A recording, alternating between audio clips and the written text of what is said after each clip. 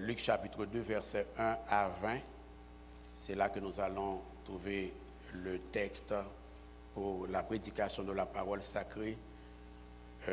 Nous sommes très reconnaissants à l'endroit de notre Dieu pour cette parole qu'il nous permet, frères et sœurs, de déguster jour après jour et ensemble dans la congrégation à chaque dimanche. C'est toute une grâce pour l'Église, frères et sœurs, mes bien-aimés. Nous allons lire ensemble, comme nous aimons à le faire, jusqu'au verset 20, chapitre 2. Merci à sœur Martine pour la sélection de chants que je trouve très appropriée, très concordante par rapport au message de la parole, au thème de la série que je termine aujourd'hui, sur le fait que nous avons un roi. Merci beaucoup, sœur Martine, que le Seigneur te bénisse. Lisons ensemble, frères et sœurs, Luc chapitre 2, 1er à 20, à la gloire de Dieu. En ce temps-là, parut un édit de César Auguste, ordonnant un recensement de toute la terre. Ce premier recensement eut lieu pendant que Quirinius était gouverneur de Syrie.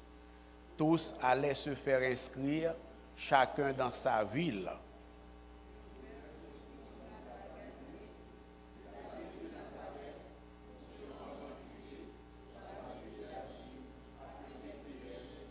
Parce qu'il était de la maison et de la famille de David, afin de se faire inscrire avec Marie, sa fiancée, qui était enceinte.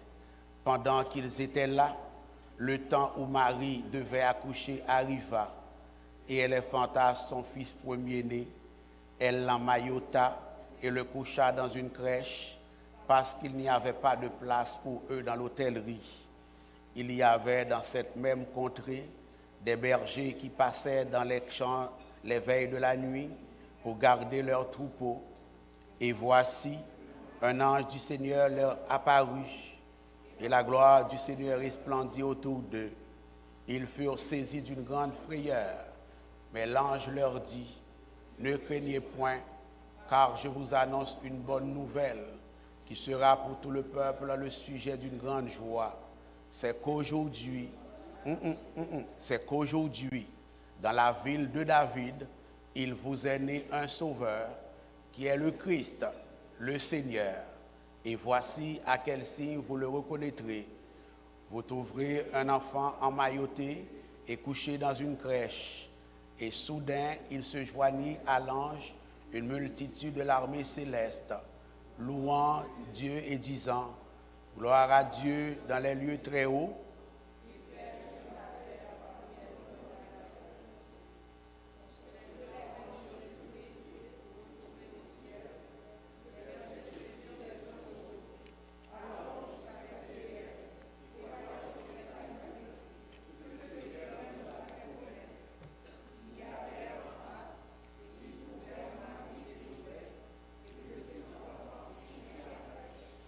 Après l'avoir vu, ils racontèrent ce qui leur avait été dit au sujet de ce petit enfant.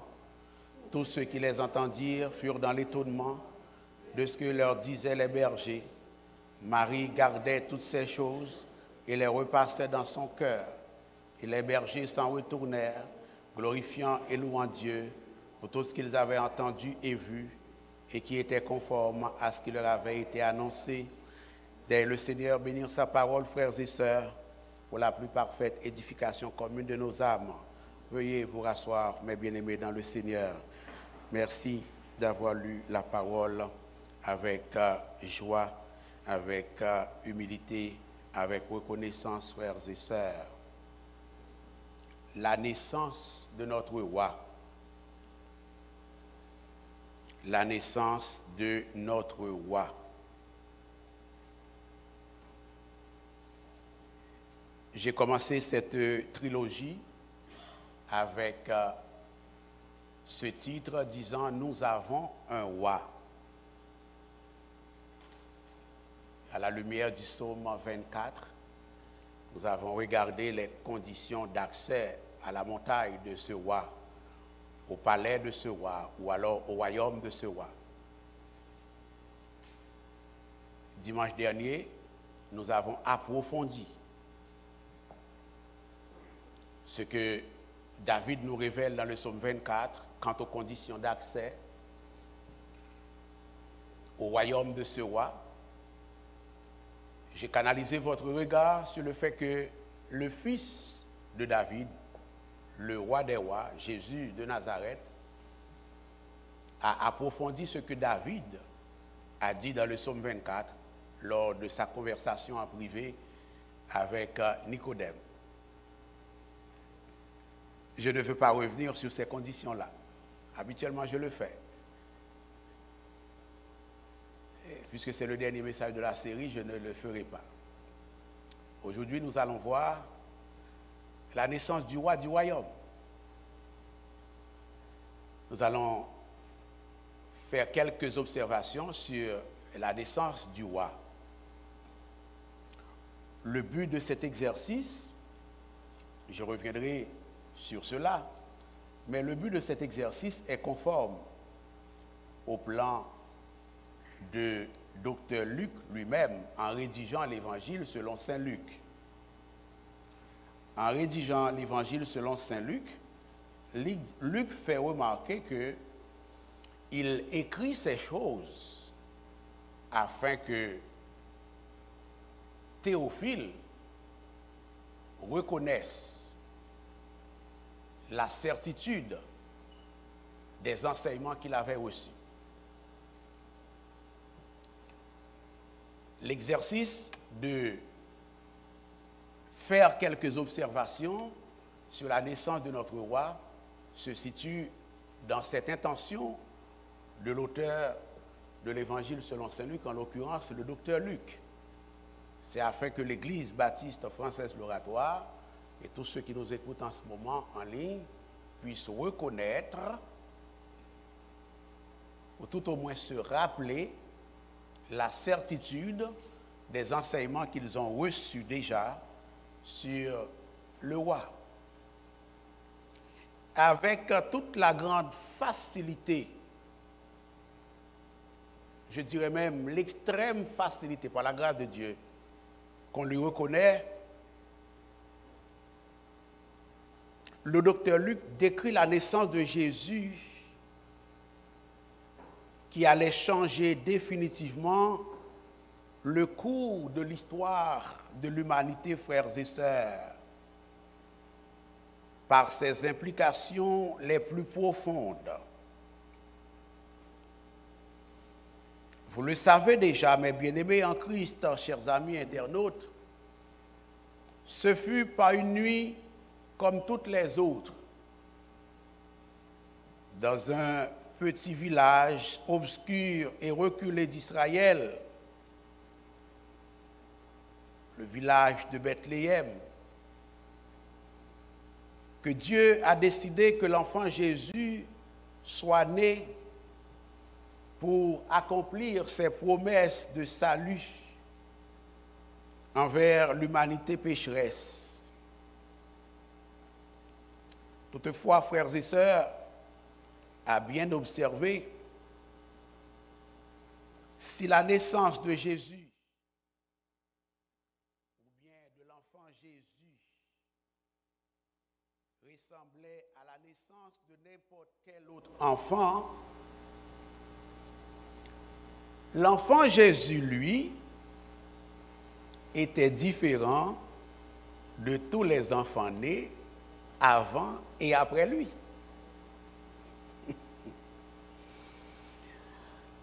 Ouais. Sa naissance ressemble, par la volonté souveraine de Dieu, à la naissance de n'importe quel autre enfant de son époque, avant ou après aussi. Mais l'enfant qu'il est bien différent des enfants que vous et moi nous étions et des enfants que nous connaissons ou que nous avons connus. Il en est ainsi l'oratoire peuple du Seigneur parce que Jésus était le Fils de Dieu. N'est-ce pas un élément fondamental de différence? Jésus est le roi des rois. Il en est ainsi parce que Jésus est le Seigneur des seigneurs. Il en est ainsi parce que Jésus est la divinité incarnée dans la chair d'un homme. Jésus est différent des autres enfants, même s'il est né comme les autres enfants, parce que Jésus est bien le Messie qu'Israël attendait depuis si longtemps, à savoir le Sauveur du monde. J'en veux pour preuve l'oratoire « Peuple du Seigneur » qu'au verset 31 à 33 du chapitre 1er. Le fait que le docteur Luc nous rapporte que l'ange de Dieu confirme clairement à Marie que l'enfant qu'elle porterait en son sein serait un enfant hors du commun. Lisons depuis le verset 30, Luc 1er. L'ange lui dit, « Ne crains point Marie, car tu as trouvé grâce devant Dieu. Voici, tu deviendras enceinte, tu enfanteras un fils, et tu l'appelleras du nom de Jésus. Il sera grand. Il sera grand. » Jésus n'a pas acheté sa grandeur. Jésus est intrinsèquement grand. Jésus est essentiellement grand. Jésus est substantiellement grand. Jésus est éminemment grand. Il sera grand. Voilà pourquoi votre pasteur vient de vous dire que si la naissance de cet enfant ressemble à la naissance de n'importe quel autre enfant, mais l'enfant est différent. Vous voyez, ce n'est pas une opinion, c'est un fait biblique, scripturaire, frères et sœurs, mes bien-aimés. Il sera appelé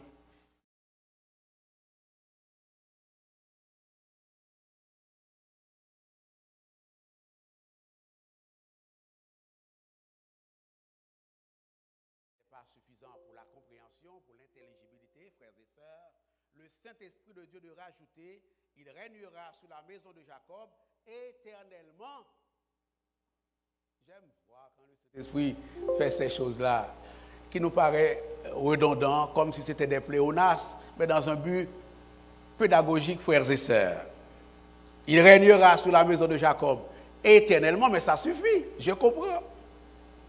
Et le Saint-Esprit de Dieu, parce que c'est fondamental de dire « et son règne n'aura pas de fin ». Son règne n'aura pas de fin. Ce n'est pas un enfant comme les autres. Souvenons-nous, frères et sœurs, que 1000 ans plus tard, Dieu avait fait une grande promesse au roi David. En 2 Samuel 7, le verset 6, en disant « Ta maison et ton règne seront pour toujours assurés. Ton trône sera pour toujours affermi. » Ce que l'ange Gabriel dit à Marie ici, c'est ceci. C'est que Jésus, c'est bien celui qui héritera du trône de David. Jésus est un descendant direct de David. Jésus naît dans la ville où était aussi né David, son père, frères et sœurs. Mais à la différence de David, son règne n'aura pas de fin, frères et sœurs. Le règne de notre roi n'a pas de fin, frères et sœurs.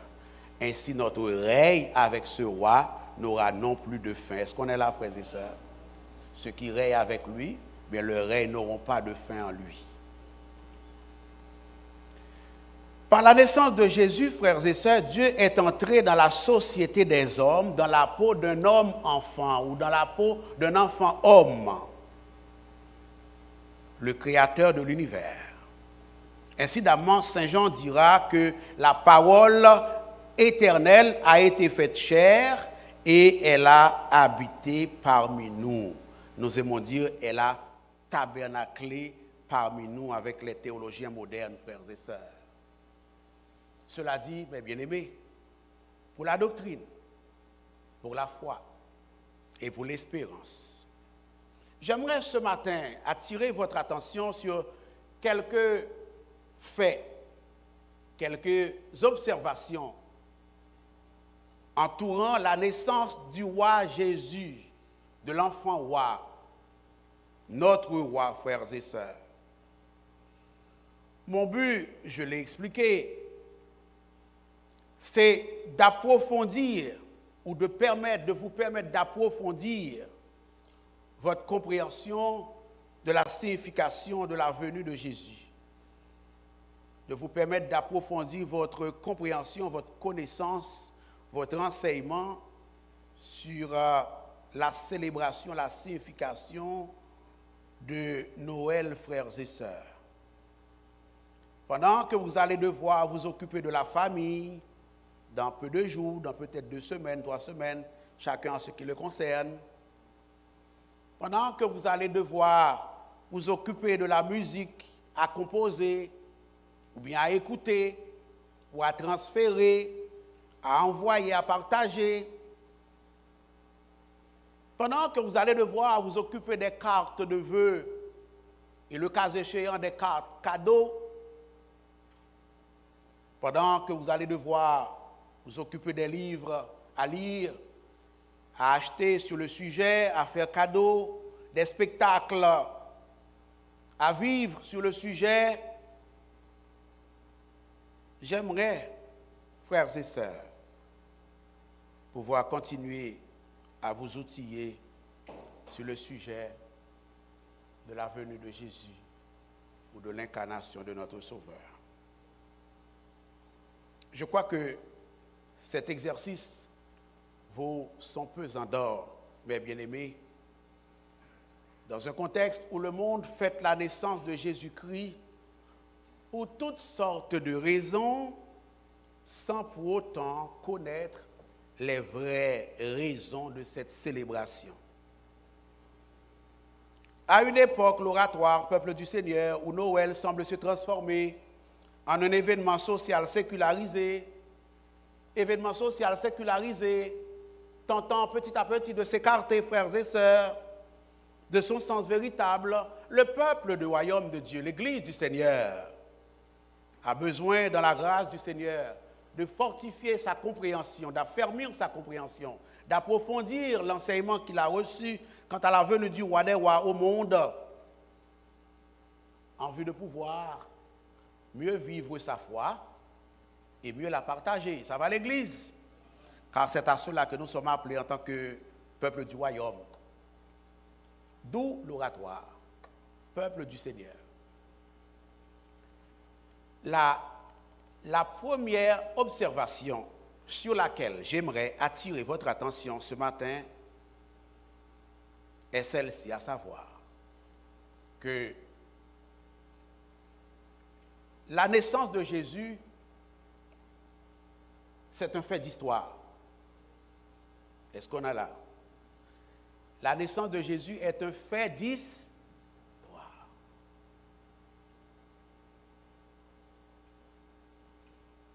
La naissance de Jésus est un fait d'histoire, c'est un fait spirituel, mais c'est aussi un fait d'histoire. Et c'est important pour la doctrine, c'est important pour la foi, c'est important pour l'apologétique, parce qu'il y en a qui ont tendance à attaquer la foi chrétienne sous cet angle-là. La foi chrétienne n'est pas déconnectée de l'histoire. Dieu, Noël, c'est Dieu qui rentre dans l'histoire pour changer le cours de l'histoire. C'est important. Et c'est parce que Dieu est entré dans l'histoire que des êtres historiques, des gens historiques, comme vous et moi, nous pouvons rencontrer Dieu. Est-ce que l'Église est là? N'eût été l'entrée de Dieu dans l'histoire, nous n'aurions pas été capables de rencontrer Dieu. Quand Dieu voulait se révéler à Israël, à Abraham, il est entré dans l'histoire. Et sa manière d'entrer dans l'histoire annonçait, préfigurait comment il entrerait pleinement dans l'histoire, cette fois-ci pour de bon, par la venue de son Fils dans l'histoire. En ce temps-là, versets 1 à 2, en ce temps-là parut un édit de César Auguste ordonnant un recensement de toute la terre, des faits d'histoire qui entourent la naissance du Christ. Ce premier recensement eut lieu pendant que Quirinius était gouverneur de Syrie. L'histoire. Auguste était l'empereur de l'époque. C'est un fait d'histoire connu dans l'histoire générale, dans l'histoire séculière. Auguste allait continuer à gouverner en tant qu'empereur jusqu'à l'an 14 après Jésus-Christ. Et le texte nous informe qu'Auguste a ordonné des recensements. Pourquoi il avait ordonné des recensements? Il a ordonné des recensements pour organiser la cueillette d'impôts, les paiements des taxes, les paiements d'impôts premièrement. Et deuxièmement, il a ordonné des recensements pour faciliter le recrutement de soldats pour l'armée romaine. C'est toutes des choses que l'histoire séculière raconte, frères et sœurs, mes bien-aimés. Donc, le Jésus que vous et moi nous servons comme moi, c'est à la fois un Jésus spirituel et un Jésus historique. Il est dit au verset 2 que ce fut un premier recensement alors que Quirinius était gouverneur de la Syrie. Mais tout le monde connaît le pays de Syrie aujourd'hui, frères et sœurs, là où Bachar el-Assad dirige en ce moment, ce qui implique qu'il y avait au moins un autre recensement que Quirinius avait organisé, frères et sœurs. Il y a un historien séculier très connu qui a écrit des choses 6 ans après Jésus-Christ, qui a montré que, il y avait plusieurs autres recensements qui ont été organisés à l'initiative des dirigeants de cette époque, frères et sœurs. Alors, le docteur Luc sait de quoi il parle quand il annonce qu'il va écrire pour permettre à ceux qui ont entendu des enseignements de pouvoir reconnaître la certitude des enseignements qu'ils ont reçus, frères et sœurs. Il y a un travail d'historien, un travail spirituel que le docteur Luc a entrepris pour amener ses auditeurs à affermir leur foi dans le roi des rois, à savoir Jésus de Nazareth, frères et sœurs. Non seulement la naissance de Jésus est un fait d'histoire, compte tenu des éléments d'histoire qui l'entourent, entre autres. Une deuxième observation autour de la naissance de notre roi, c'est que la naissance de notre roi est un témoignage parlant, authentique, de la souveraineté de notre Dieu, frères et sœurs. N'oubliez pas.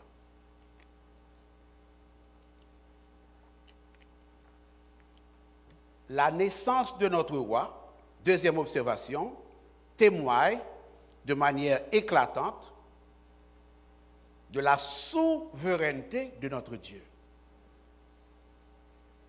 Versets 3 à 7a. Tous allaient se faire inscrire chacun dans sa ville.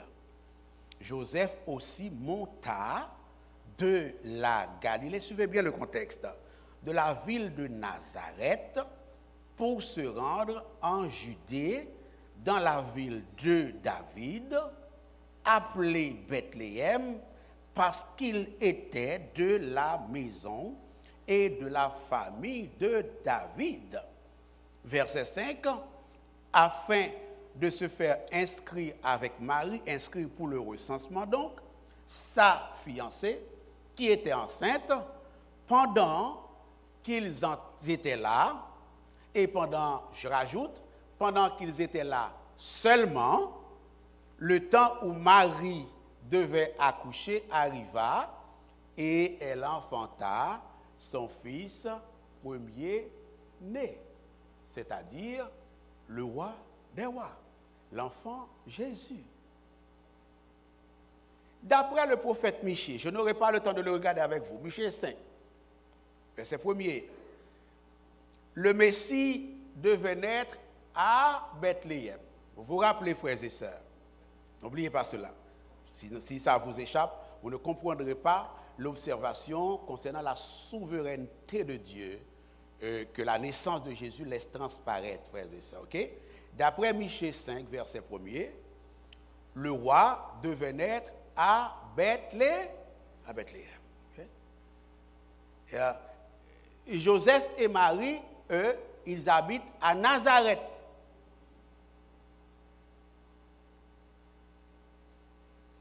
Remarquez bien comment Dieu a souverainement orchestré les événements historiques, les éléments de l'histoire, de telle sorte que la prophétie divine, la prophétie de Dieu de l'Ancien Testament, dans Michée 5, soit accomplie, frères et sœurs. L'intervention de notre Dieu, le Dieu souverain, était nécessaire, frères et sœurs, car dans le cours normal des choses, Jésus n'aurait pas vu le jour à Bethléem comme l'Ancien Testament l'avait prédit. Mais Dieu va arranger les circonstances pour faire en sorte que Jésus soit né là où il avait prédit, prophétisé qu'il serait né. Est-ce qu'on est là, frères et sœurs? Laissez-moi vous dire une chose. Jean bon Dieu dit, comme Dieu a dit que les choses se passeront dans ta vie, c'est comme ça qu'elles se passeront dans ta vie. Comme Dieu a dit que les choses se passeront dans ta vie, c'est comme ça qu'elles se passeront. Elles ne peuvent pas se passer autrement car Dieu est capable d'inventer, de susciter, de canaliser toutes les ressources nécessaires pour que les choses se passent comme il veut qu'elles se passent dans ta vie. Est-ce qu'on est là, frères et sœurs?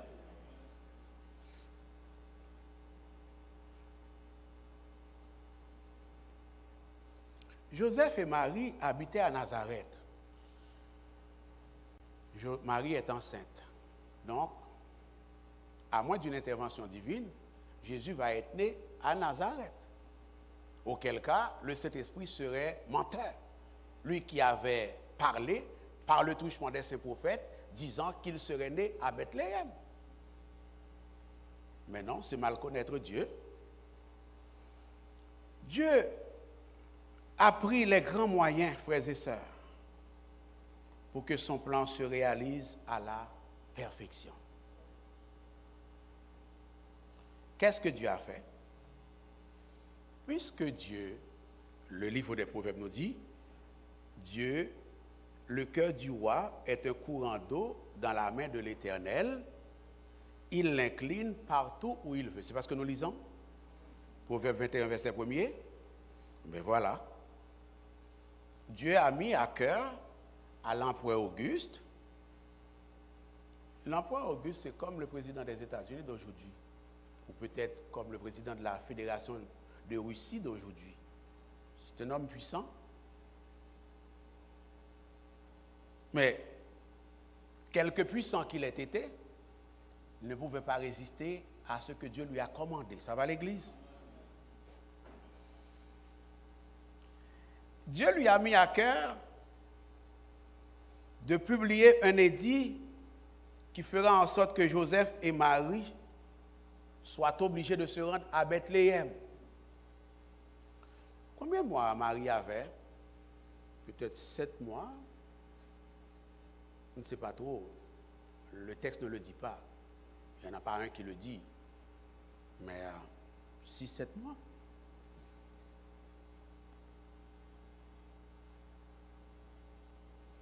Ils se sont rendus à Bethléem parce qu'il a fallu qu'ils se fassent inscrire pour être capables d'être recensés. C'est Dieu qui a orchestré les choses, frères et sœurs. Laissez-moi vous dire, Dieu est souverain dans la réalisation de ses plans. Dieu est souverain dans la réalisation de ses projets. Tout ce que Dieu veut, il l'accomplit, frères et sœurs. Comme il veut, quand il veut l'accomplir.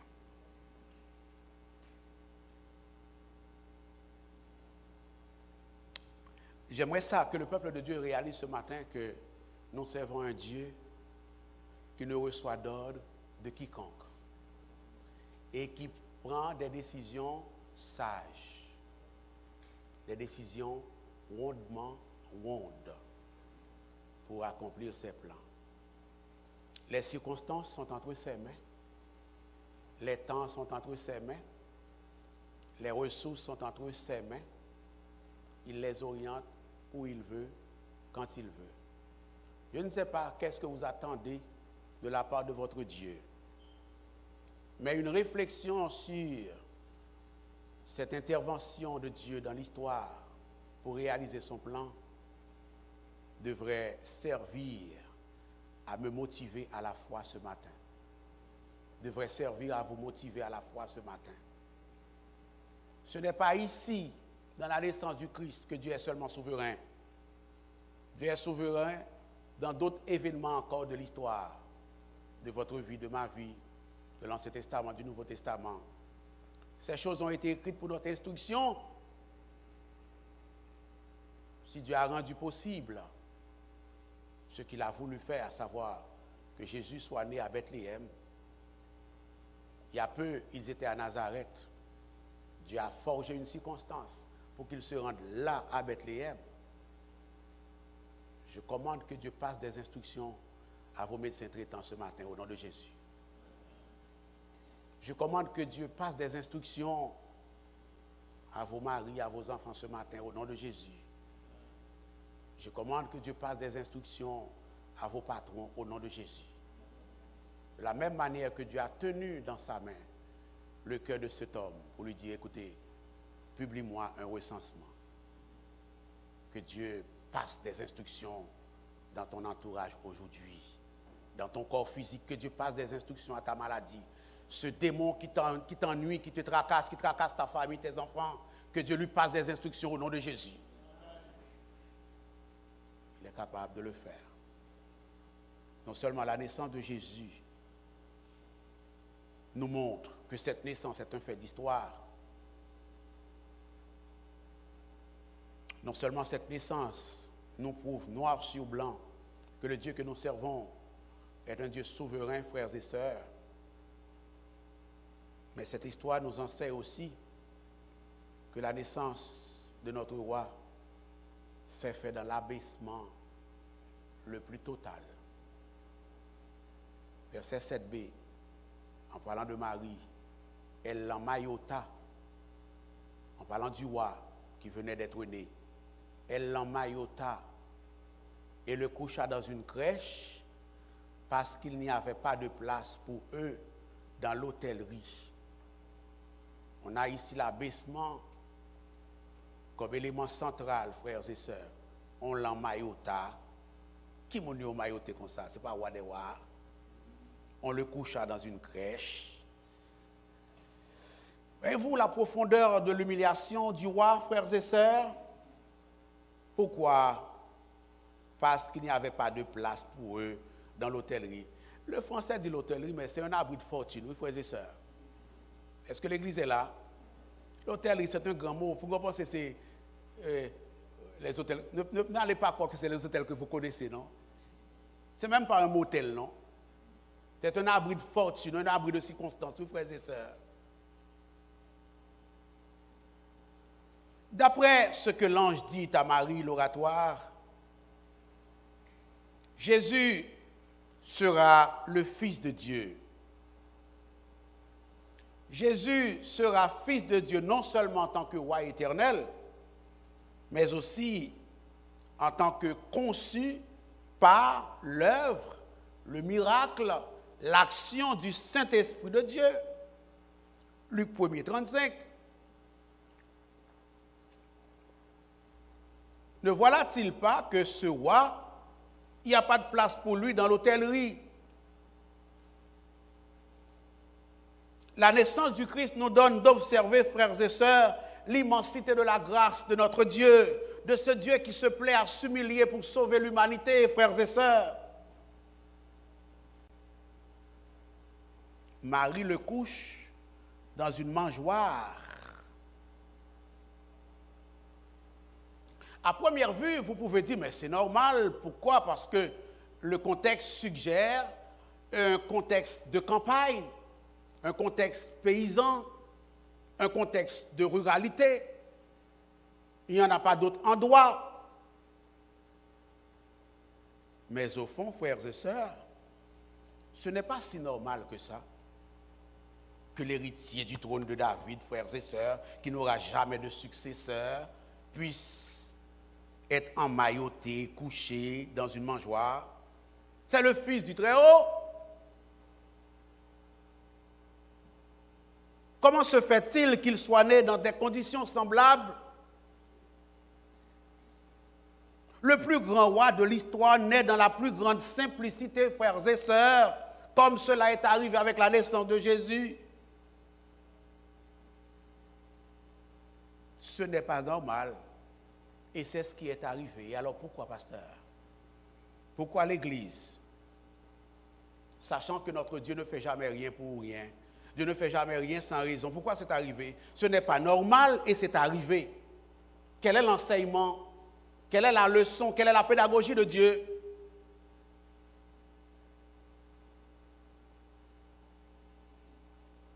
Dieu, voici la raison.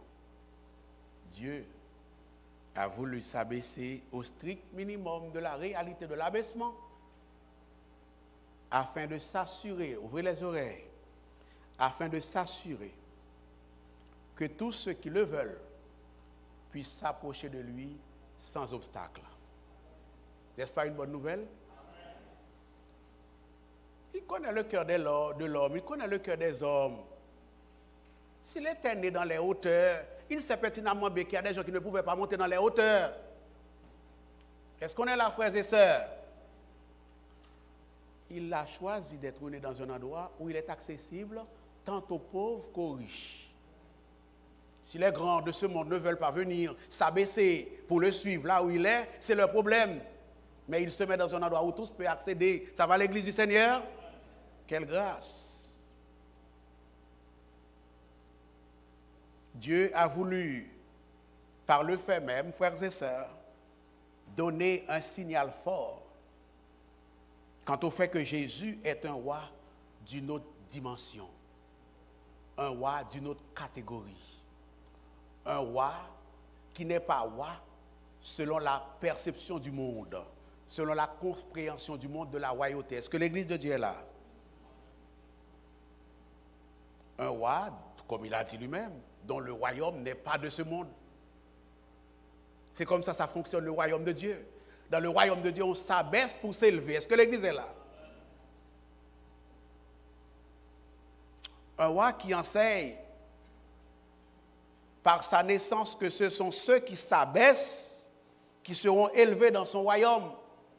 C'est ce que Dieu a voulu enseigner. C'est ce que Dieu a voulu illustrer.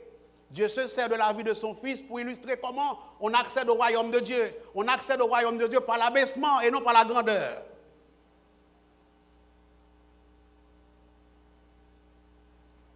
Un roi qui est venu prendre sur son dos la misère humaine et vivre dans cette misère, avec cette misère, en solidarité avec les hommes. Voilà ce que Dieu a voulu illustrer, frères et sœurs. Et comme de fait, la mangeoire va être une préfiguration de la croix pour ce roi. La mangeoire, dis-je, va être une préfiguration de la croix pour ce roi. Sur la croix, l'abaissement du roi en question, de notre roi donc, du Seigneur des Seigneurs, va atteindre son paroxysme, son point le plus élevé, son apogée. L'abaissement que tu as vu dans la mangeoire n'est rien devant l'abaissement de la croix. Ce n'était qu'un avant-goût de l'abaissement de la croix à Golgotha. Lorsque ce roi va se faire humilier pour nous racheter de la malédiction de la loi, lorsqu'il va devenir malédiction pour nous, selon Galates, chapitre 3, le verset 14. N'est-ce pas merveilleux, frères et sœurs? La naissance de Jésus nous donne d'observer que c'est un fait d'histoire. La naissance de Jésus nous donne d'observer que notre Dieu est souverain. La naissance de Jésus nous donne d'observer là Dieu qui est capable de s'abaisser jusqu'à naître dans une mangeoire pour nous apprendre les leçons importantes, les leçons éternelles importantes pour notre vie, pour la marche chrétienne, pour notre salut. Mais également la naissance de notre roi est une bonne nouvelle. La naissance de notre roi est une bonne nouvelle. Versets 8 à 12. Il y avait dans cette même contrée des bergers qui passaient dans les champs les veilles de la nuit pour garder leurs troupeaux. Redites-moi l'histoire. Amen. Gloire à Dieu. Et voici l'oratoire, peuple du Seigneur. Un ange du Seigneur leur apparut. Et la gloire du Seigneur resplendit autour d'eux. Ils furent saisis d'une grande frayeur. C'est arrivé à chaque fois. Mais l'ange leur dit, ne craignez point, car je vous annonce une bonne nouvelle. L'évangile, c'est une bonne nouvelle. Par-delà de toutes les mauvaises nouvelles que tu as pu recevoir hier ou avant-hier, par-delà de toutes les mauvaises nouvelles que tu vas recevoir peut-être aujourd'hui ou après-demain ou à venir, la vie est en fait ainsi. Il y en a une bonne nouvelle, à savoir que Jésus, le roi des rois, est venu. Il vous a sauvé et il vit en vous. Est-ce que l'Église est là? Quand ces mauvaises nouvelles arrivent, reposez-vous sur cette bonne nouvelle-là, car elle est éternelle, elle. Les mauvaises nouvelles sont passagères, mais la bonne nouvelle de Jésus, de sa naissance, de son humiliation, du salut qu'il nous apporte, est éternelle, frères et sœurs. Ne laissez pas le temporel nous tracasser, nous faisant oublier l'éternel. Quelle est cette bonne nouvelle? Verset 11. C'est qu'aujourd'hui, dans la ville de David, il vous est né un sauveur qui est le Christ, le Seigneur. Et voici à quel signe vous le reconnaîtrez. Vous trouverez un enfant emmailloté et couché dans une crèche.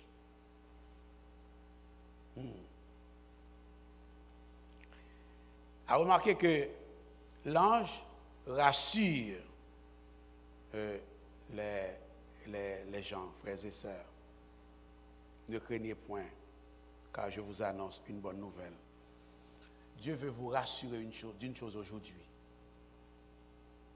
qu'il vit dans votre cœur. Dieu veut vous rassurer d'une chose aujourd'hui, c'est qu'il règne dans votre cœur. Dieu veut vous rassurer d'une chose aujourd'hui, c'est que vous régnerez avec lui éternellement. Fait cœur content matin. Hein? Mais une autre remarque importante, je reviendrai au point tout à l'heure, mais c'est le fait que ce sont de simples bergers.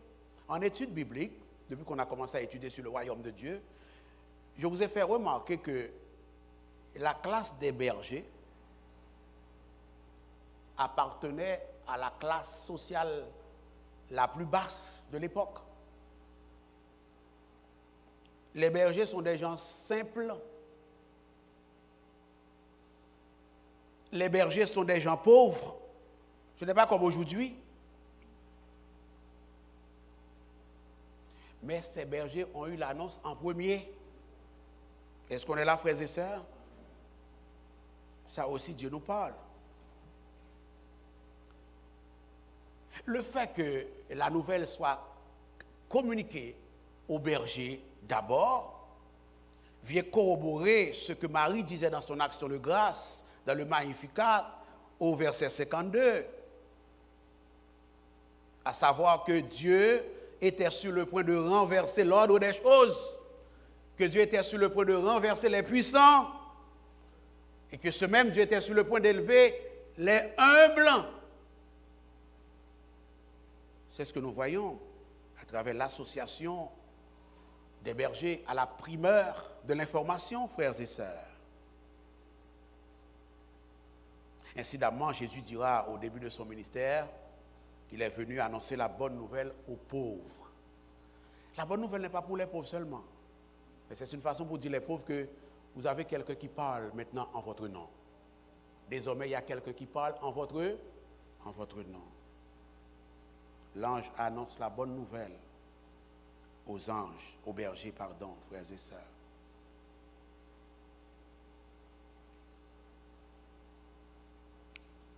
quelle est la bonne nouvelle? Aujourd'hui, il vous est né un sauveur. À chaque fois qu'on voit aujourd'hui dans l'évangile de Luc comme ça, aujourd'hui, ça annonce toujours quelque chose de très important, quelque chose d'extraordinaire. Aujourd'hui. C'est une manière pour Saint Luc et pour le Saint-Esprit de Dieu de dire que ce qui a été promis dans l'Ancien Testament depuis des lustres est sur le point de se concrétiser, de se réaliser, frères et sœurs. Et il dit que Jésus est un sauveur. Tous ceux qui ont besoin de salut aujourd'hui peuvent trouver le salut en Jésus. Il dit que Jésus est le Messie ou le Christ, qui est un titre royal, loin de Dieu, le Messie par excellence, qui est venu pour libérer son peuple du péché, frères et sœurs. Jésus, quand vous allez fêter Noël, quand vous allez faire de belles choses que j'ai nommées tout à l'heure, qui ne sont pas des mauvaises choses en soi, loin de là, faites-les sur un fond biblique ou alors historico-spirituel, à savoir que cette époque, ce temps rappelle la bonne nouvelle, le temps de la bonne nouvelle, à savoir que Jésus, le Messie roi, est venu sauver l'humanité de ses péchés. Il y en a qui vont faire toutes ces choses-là que j'ai nommées tout à l'heure. Nous, en église, ensemble, parfois chacun dans sa famille. Et il y en a d'autres à l'extérieur de l'église qui vont les faire. Mais la différence doit être pour nous en souvenir de quoi nous les faisons. Est-ce que l'église est là? Nous le faisons en souvenir du fait qu'on a un sauveur dans un temps supposé comme cela. Parce que la preuve n'est pas faite que c'est en ce temps-là qu'il est né à 100%. La preuve n'est pas faite à 100% que c'est en ce temps-là qu'il est né. Mais peu importe, les gestes posés en la circonstance, en ce temps-là, doivent avoir un fondement biblique. Nous le faisons par reconnaissance, par le fait que la plus grande délivrance, le plus grand salut, la plus grande libération du fardeau de la loi, du fardeau du péché, des démons, des bacchas, nous est venu en un temps comme celui-là. Est-ce que l'Église est là? C'est le sens de la célébration pour nous, frères et sœurs. J'aimerais en dire davantage, mais nous devons nous arrêter ici. Nous devons nous arrêter ici. J'aimerais simplement rappeler ceci. Quand nous savons que Jésus, notre roi, est venu nous sauver, de la manière dont il l'a fait, dans l'humiliation et l'abaissement le plus total, ce que nous devons faire, c'est ce que les anges font. C'est ce que les bergers font, à savoir adorer le Seigneur, glorifier le Seigneur. Est-ce qu'on est là, frères et sœurs? Multiplions des prières d'action de grâce à l'endroit de notre Seigneur. C'est son plan qui se réalise à Noël. Et c'est ce que nous devons célébrer, frères et sœurs. Élevons Jésus dans nos cœurs. Ces observations sur la naissance de notre roi devraient aussi nous motiver à élever Jésus dans nos cœurs. Dieu l'a abaissé pour nous élever, à notre tour de l'élever dans nos cœurs, de le laisser régner sur nous, de le laisser régner sur notre cœur, dans notre vie, sur nos finances, sur nos relations, sur nos amitiés, sur tout ce que nous sommes, sur tout ce que nous avons. Laissons le roi de gloire régner dans nos cœurs, frères et sœurs. Troisième chose, raconter l'événement. Racontons Noël, racontons la naissance, racontons la bonne nouvelle, promulguons la bonne nouvelle. Et enfin, reconnaissons chaque jour notre besoin constant de ce roi qui sauve. Ayons soif chaque jour de la présence de ce roi sauveur.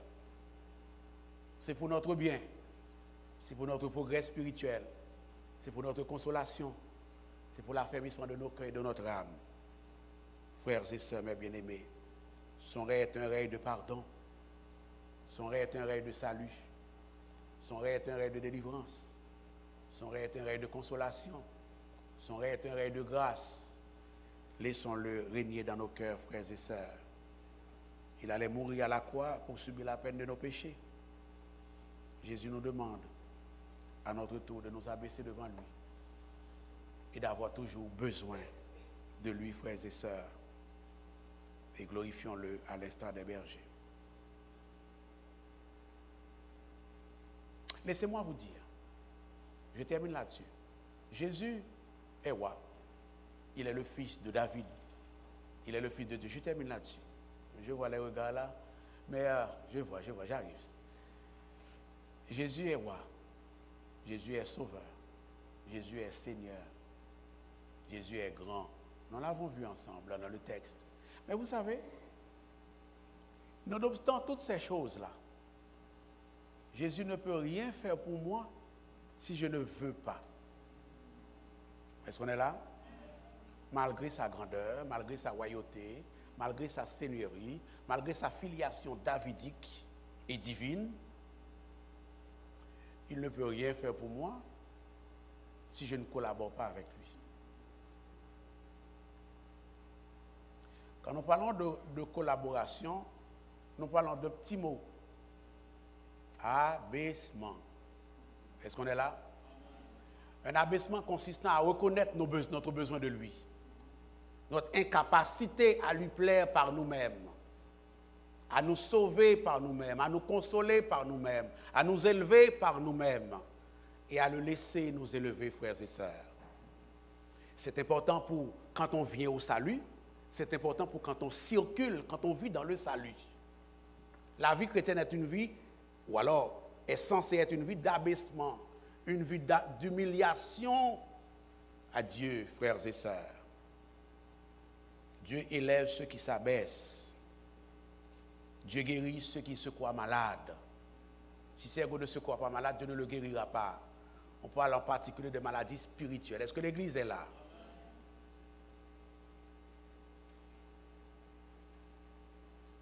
Dieu ne peut pas justifier les justes. Il faut que ces ego se reconnaissent injustes pour qu'ils soient justifiés par le roi juste. Est-ce qu'on est là? Si vous n'êtes pas encore dans le royaume de Dieu, amis qui m'écoutez en ondes, ou peut-être dans le sanctuaire, Jésus se tient maintenant devant les portes de votre cœur. C'est ton jour aujourd'hui. C'est ta matinée aujourd'hui. C'est ton après-midi aujourd'hui plutôt. C'est le jour du salut. C'est le jour de votre délivrance. Jésus se tient en ce moment. Vous ne le voyez pas, mais il est là devant la porte de votre cœur. Attendant que vous lui ouvriez votre cœur et qu'il rentre pour transformer votre vie, pour changer votre vie, pour vous donner une vie nouvelle, un cœur nouveau, pour faire de vous un homme nouveau, une femme nouvelle, à salut, pour être capable d'être compté parmi ceux qui régneront avec lui éternellement dans la gloire. Croyez-moi, posséder 1 million aujourd'hui est difficile. Posséder 500 000 est difficile. Posséder un chalet est difficile. Bien que toutes ces choses-là ne représentent rien devant la vie éternelle. Et pourtant, posséder la vie éternelle est facile et plus facile que toutes ces choses que j'ai nommées et que toutes celles que je n'ai pas nommées. Juste de reconnaître que tu as besoin de Jésus et puis le tour est joué. Tu lui dis, Seigneur, je reconnais avoir besoin de toi. J'en conviens au fait que tu es le roi des rois, tu es le Seigneur des seigneurs, que tu es le sauveur venu dans le monde, intégrer l'humanité, incarner la chair humaine pour me donner la vie. Je crois à ton œuvre, je crois à ta parole et je crois aux paroles te concernant. J'ouvre la porte de mon cœur, Seigneur, pour que tu fasses ton entrée entre dans mon cœur. Et puis c'est fini, oui. Vous êtes déjà dans le royaume de Dieu, oui. Est-ce qu'on est là? Vous qui êtes déjà dans le royaume, servez l'Éternel avec joie. Glorifiez Dieu, vivez dans l'action de grâce. Et ceux qui ne l'ont pas fait encore, hâtez-vous de le faire. Au nom de Jésus. Amen.